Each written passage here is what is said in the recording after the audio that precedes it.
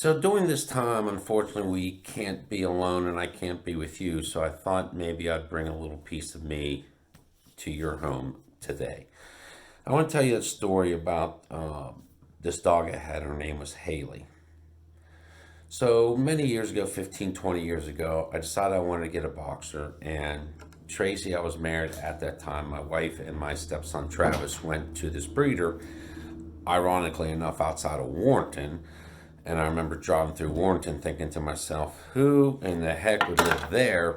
Oddly enough, ironically enough, look where I end up, but that's here nor there. That's another story. But so I went down to this breeder and I thought I wanted a male boxer. So we went to this breeder and I picked up a male and I was holding him. I really thought I was going to get him.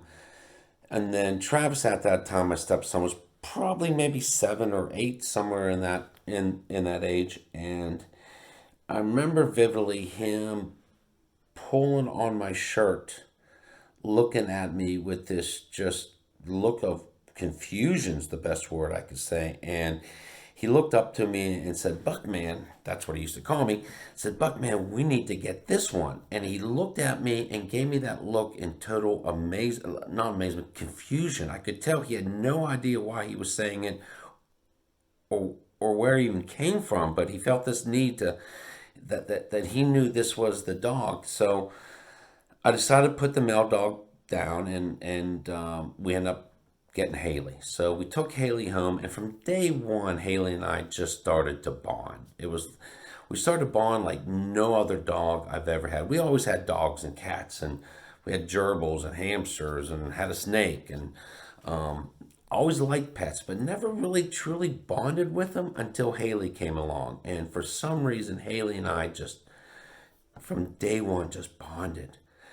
And I remember asking God and praying to God and asking myself, why do I have this dog? What's going on here? Why is me and this dog bonding like this? I just did not understand. And it puzzled me for many, many years. But, I enjoyed her companionship and her friendship. And, I was on the trustees at Sterling UMC, so I'd go down there and take Haley because she went everywhere with me, and we'd go down there, we'd weed flower beds or cut trees or do whatever we did, and Haley would always go, and lots of times people would see her before they saw me, and so they knew I was there, and she would just run around and play and greet, and everyone loved her, and ironically, I think some people liked her more than me, which is another ironic part of this story because I don't even fathom that, but whatever.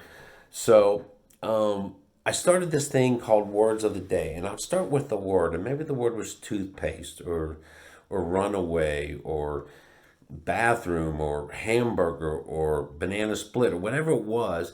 And that's when fiction kicked in, and I would turn that word into a story or a adventure that Haley and I had. And of course, she would talk and she'd do stupid, silly things, and I'd have to teach her right and wrong. And I started doing this, and I started emailing them out, had them sent out to, like, I don't know, maybe up to 40 or 50 people. And numerous people at different times would tell me, you need to write those into a book. And I just blew them off, said, I'm no author, I don't know, I can't even speak right. Oh, I have no business writing anything. So I just blew them off. So a few years later, I had to leave my wife, and it was, one of the hardest things I had to do. And I left with basically the clothes on my back and Haley. And, you go from having the house and the cars and everything, the proverbial American dream to, barely having enough stuff to fill up a suitcase. And that was okay. It was my decision. I don't regret it. So, I was at the lowest point in my life. I had no self-worth, no self-ego, just couldn't have been any lower. But I had this dog. And for some reason that I felt that's all I needed at that time. So, I was renting a room from somebody, and I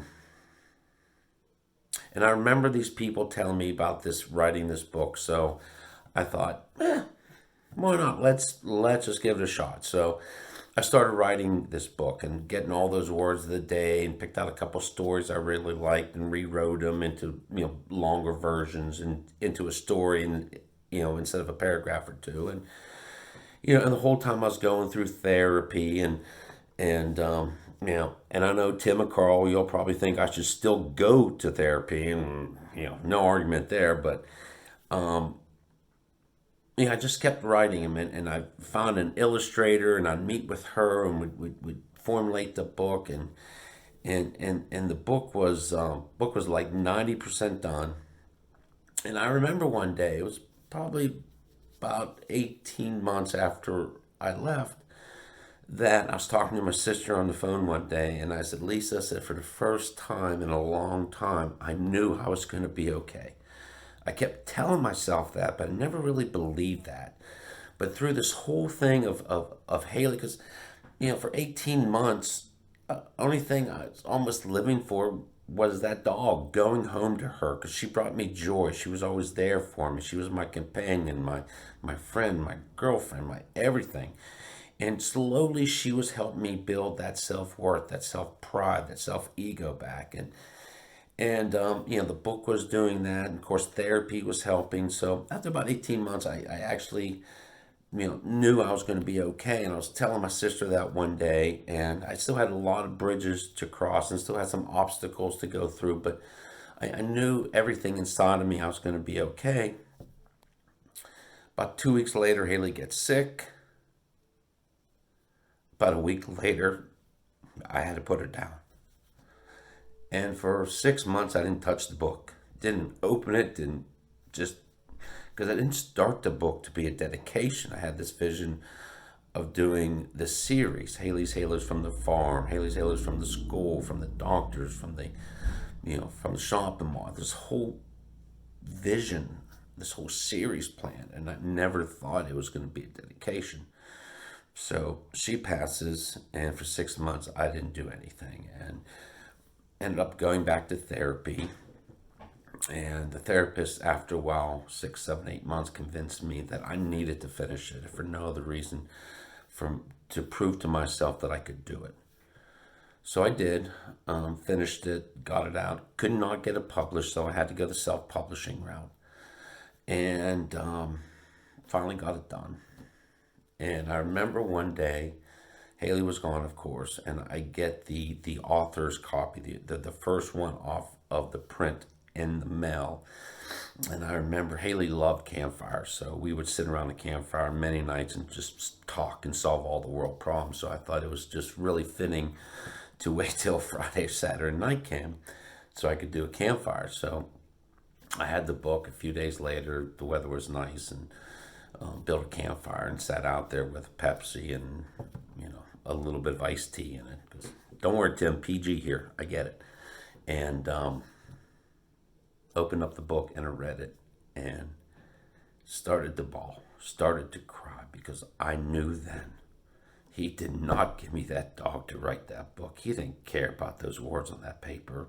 He didn't care that my name's on some publication at the Library of Congress. That meant nothing to God. He gave me that dog because only he knew what I was going to need and when I was going to need it. And he gave it to me in time that we could form that bond to help me get through arguably the darkest time of my life, one of them. So I sit back now and I say that story, and many parts of it makes me cry, but a lot of it brings me joy, because a lot of good has come out of it. So I guess the lesson, there's so many lessons you can pick out of this story, and hey, maybe not get a dog from Warrington, but my lesson would be I should have kept going to therapy, but maybe it's just look deeper. He gives us the things we need.